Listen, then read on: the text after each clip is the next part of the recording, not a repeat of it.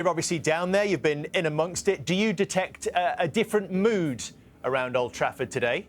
Look, it's the usual thing when a new manager comes in. Obviously, when the manager's at the end of his reign, Dave, and the press conferences become difficult, the results are terrible, the performances are sore, the crowd are booing at the end of matches, it's just painful for everybody. So there is a renewed mood. However, I think they've got to make sure they get through this first 30 minutes because City are a team that can sober you up.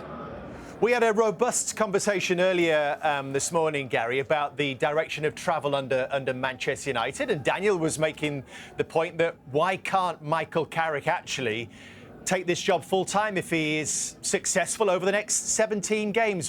Why are you so against that in principle?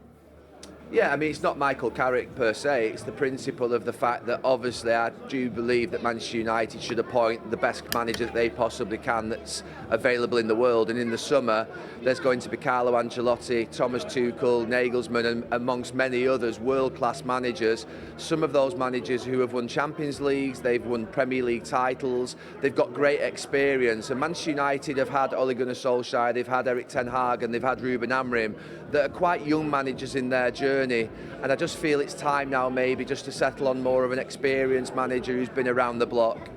And I suppose Roy's point on that, Gary, was that are any of those big names, those top managers, top head coaches, going to want to come into this environment at Manchester United? And so the supplementary question for you is, almost 2 years on to this INEOS control at Manchester United, are you convinced there has been enough progress that the right decision makers are in the right place to take this club forward? I mean, at the moment, they're really struggling on the football side of it. However, the training ground's been renewed, the stadium plans are in place, hopefully that can get away, and there are at least some football people in the football department, which there weren't previously, so there are some signs that are better. However, it's been a massive struggle for INEOS to get the football side right and get the decision-making right. This next appointment, that is why I say this next appointment is critical, and it's not time for a risk.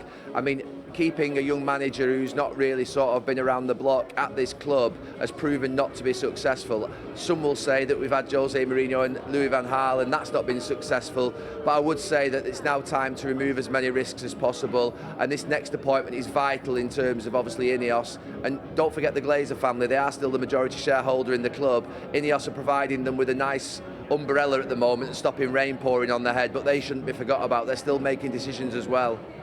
All right, Gary, thank you very much for the moment.